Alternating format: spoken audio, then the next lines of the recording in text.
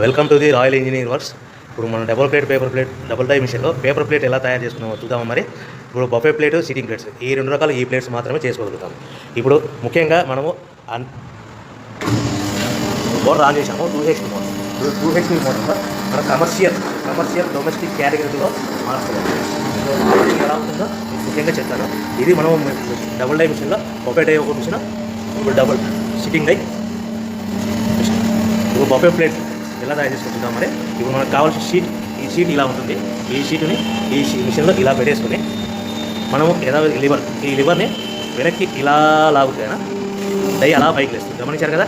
ఈ డై చేసిన తర్వాత 1, 2, 3, 4, 5 సెకండ్లు ఆగి మళ్ళీ ఇదే లివర్ని ఇలా ముందుకు నెట్టడం వల్ల డై కిందికి వస్తుంది.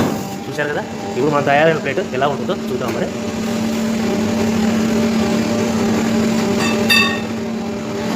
ఇలా వస్తుంది. చూశారు కదా. డబుల్ డై మిషన్లో ప్లేట్. అదేవిధంగా డబుల్ డై మిషన్లో సిట్టింగ్ ప్లేట్స్ ఎలా చేద్దాం చూద్దాం. మరి మన సిట్టింగ్ ప్లేట్స్లో ఎన్ని కావాల్సింటే మ్యాక్సిమం 5 షీట్ వరకు పెట్టుకొని మనం ప్లేట్ తయారు చేసుకోవచ్చు. ఈ సిట్టింగ్ డై మిషన్లో షీట్ ఇలా పెట్టేసుకొని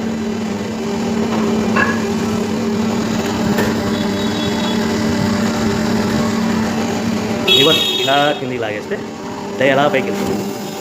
యథావిధిగా 1, 2, 3, 4, 5 అనుకుని మళ్ళీ ఇదే లివర్ని ముందుకు ఇలా నెట్టడం వల్ల అలా మనం తయారు చేసుకున్న ప్లేట్స్ చూస్తున్నాం కదా. చూడండి.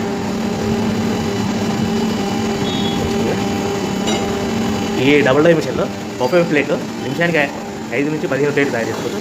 సిట్టింగ్ ప్లేట్లో నిమిషానికి 15 నుంచి 20 ప్లేట్లు తయారు చేసుకోవచ్చు. ఓకే.